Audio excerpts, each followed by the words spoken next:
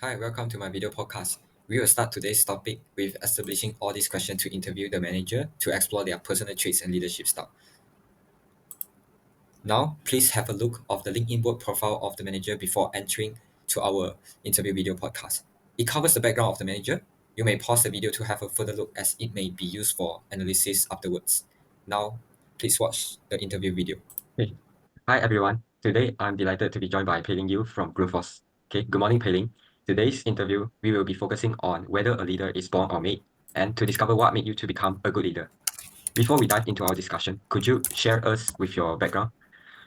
Yeah, good morning, Jie Jing. I'm happy to join this interview with you. My background is the head of customer sales support in one of the division called Commercial Building Services, and I'm responsible for the APAC region. So I've been in the company for 20 years. Grundfos is a Danish manufacturer coming from Denmark.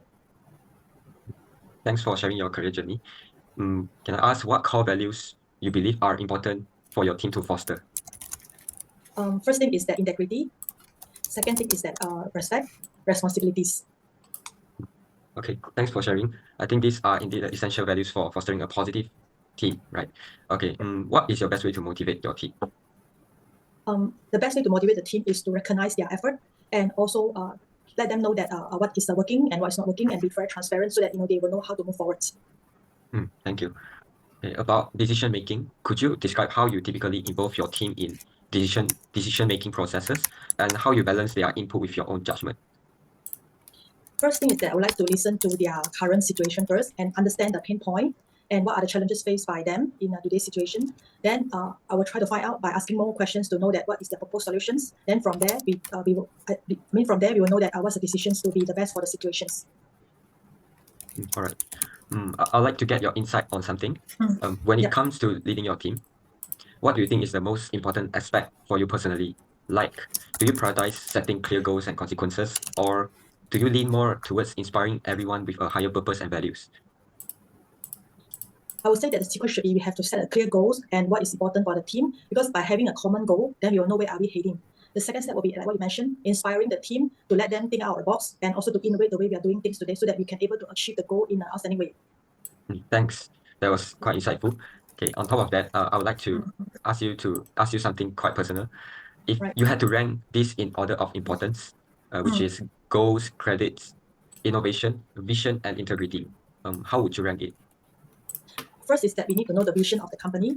Then we will need to know the goals that we are heading for the particular years. And then we need to have the integrity to believe that everyone that they are doing the things properly. And then we have the innovations. By having this sequence right, I believe that we are on the right track towards the successful path. Okay, thank you. Okay, as I have noticed, in such large multinational company like Grundfos, do you find working in a multicultural environment preferable?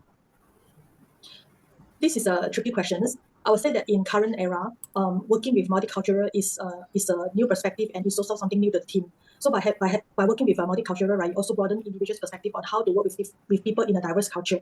And I believe that with this exposure, the individual are able to work with different cultures and respect each other, and we are able to go towards a common goal as well.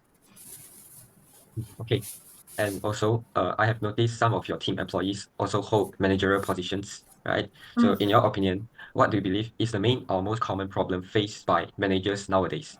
You could tell it from your perspective or that of your team. Yeah, that's a good question, Beijing. For managers, right, I believe that they want to develop everyone in their team. But of course, we need to set clear goals, to set the right goals so that they are able to be achieved by individual. And how much a person can go beyond these goals, it depends on individual capability and also their competences. So of course, we can set a clear career aspiration for them and how the managers are able to support individual going towards these career progressions.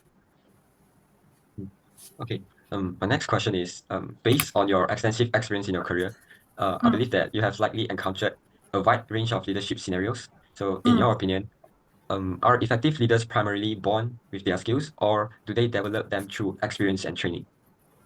Leaders are not born, they are made. So they are also made like anything else through hard work. This comes from immortal works from the Hall of Fame football coach, namely Vincent Lombardi. So that's why in this quote, it tells us that true leaderships are able to come from experience, determination, and also passions. That was an amazing answer. Okay, before we end this conversation, what is the piece of advice you would give to a new manager or anyone who is stepping into a managerial role for the first time? The new manager should listen and learn. And beside that, right, the new manager should also build rapport with their team and also the peers they are working together with them. With that, the new managers were able to pick up a lot of new experience and new situation that will strengthen the managers' relationship, leadership, and also problem-solving skills. Okay, thank you, Pei Ling. I think that's all for today. Thank you so much. Okay. Hi, everyone. Okay, thanks for watching the interview.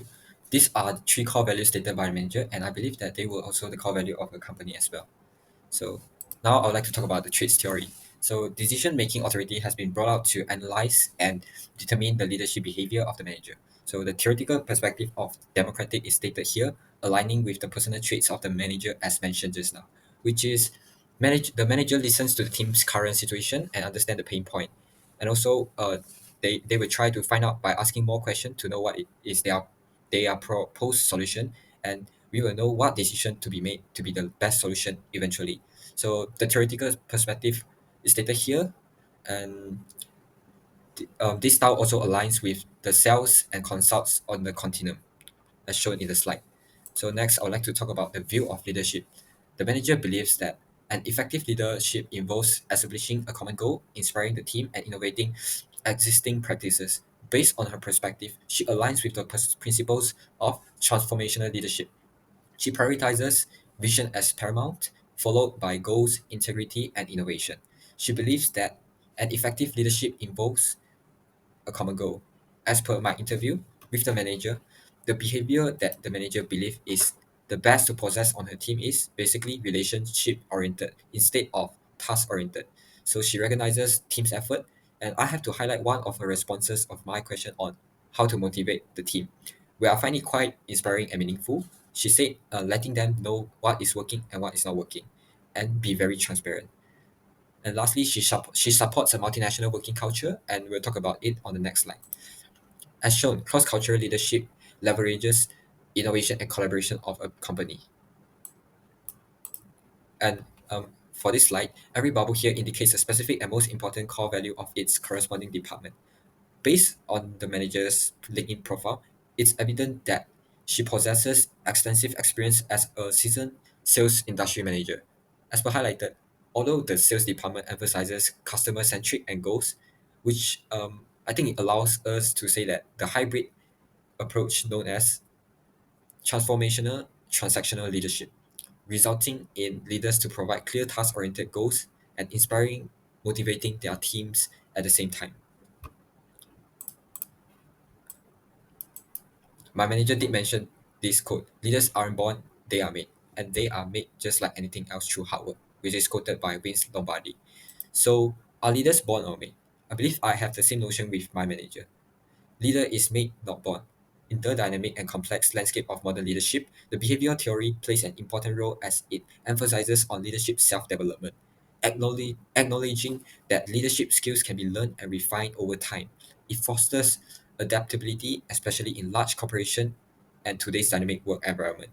As said by the manager, she encourages new manager to listen and learn, which aligns with the behavioral theory. Hence, I believe that the manager has been evolving through hard challenges and adapting her behavior to be an effective leader as now. So there's impact of the leadership style. According to traits theory, the manager lies with the transformational leadership with a democratic style. Other than receiving recognition for their efforts, team members can also feel motivated by the desire to reach the goals established by the leaders. Striving to achieve the target can also inspire and energize them. A democratic style promotes open communication. Employees feel valued and empowered while they notice their opinions matter, and resulting in a positive working environment. So, in conclusion, the manager I interviewed exemplified the best leadership practices for guiding a team in a multinational corporation.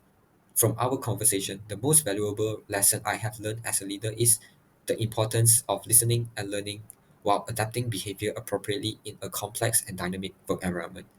I would try to develop my team as a leader, but of course, we need to set clear goals to set the right goals so that they can achieve by individual. And how much a person can go beyond these goals, it depends their capability and their competences. So as a leader, of course, as a leader, what I can do is I will set a clear aspiration for them, motivating them to strive and push them through their limits with full potential.